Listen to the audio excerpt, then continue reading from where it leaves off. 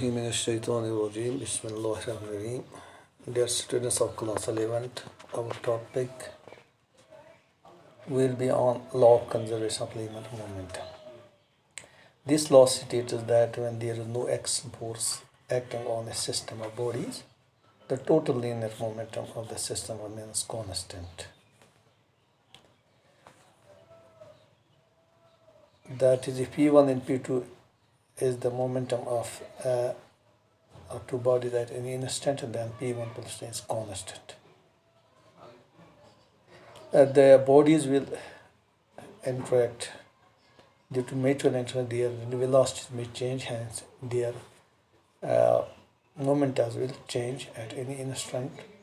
So we can prove that before, after, or during the interaction, the momenta of the bodies remain constant. So if P1, P2 is the initial moment, and after interaction, mutual interaction, the momentum changes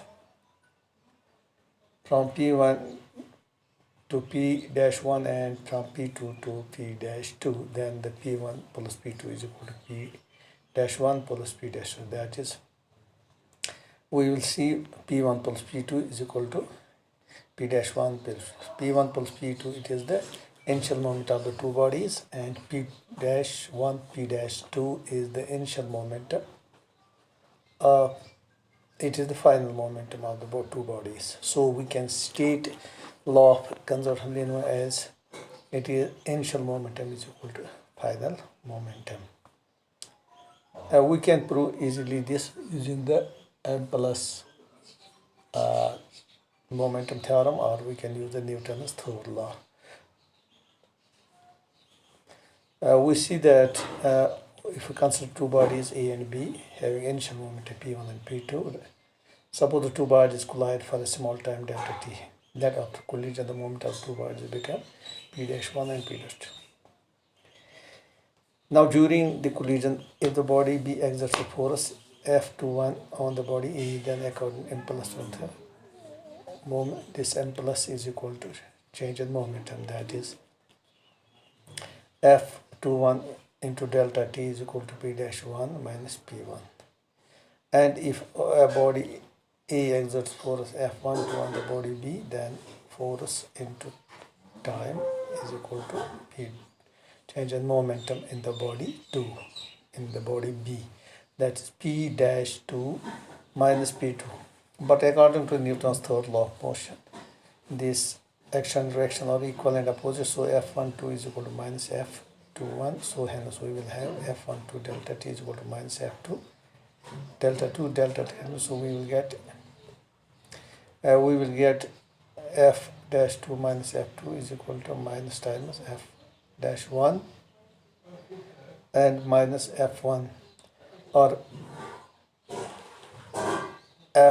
P-2 minus P2 minus P-1 plus P1. So it is P1 plus P2 is equal to P-1 plus P-2. That is, initial moment is equal to the final moment. So this proves hence we can prove the principle of momentum. Now application. We have many situations. We have recoil live gun.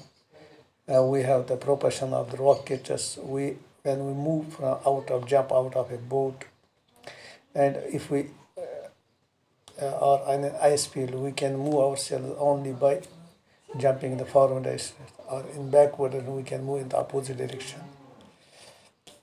A student can use this principle to reach his space crop if he's away from it. Let we take the example of a recoil of gun.